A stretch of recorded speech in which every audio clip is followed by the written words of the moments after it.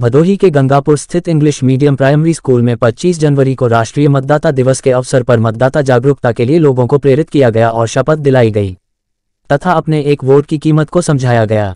सहायक अध्यापिका यास्मीन बानो ने कहा कि चुनावों में गांव वाले बढ़ चढ़कर हिस्सा लें, इसके लिए जागरूकता जरूरी है। विद्यालय परिसर में बुधवार को राष्ट्रीय मतदाता दिवस गीत संगीत के साथ मनाया गया। सहायक अध्यापिका यास्मीन बानो ने लोगों को ईमानदारी व निष्ठावान होकर अपने अपने मत का प्रयोग करने का संकल्प दोहराया। अभियान के दौरान उपस्थित अध्यापक और अध्यापिकाओं ने बूथों पर जाकर मतदान करने के लिए जागरूकता अभियान चलाया और ईमानदारी पूर्वक व निष्ठावान होकर मतदान करने का शपथ लिए।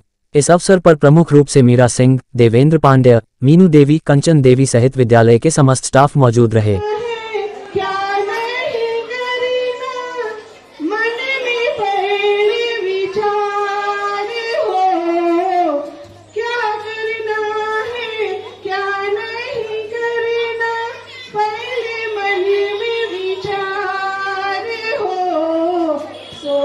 समझ कर वोट तुम देना, सोच समझ कर वोट तुम देना, मत करना इनकार हो।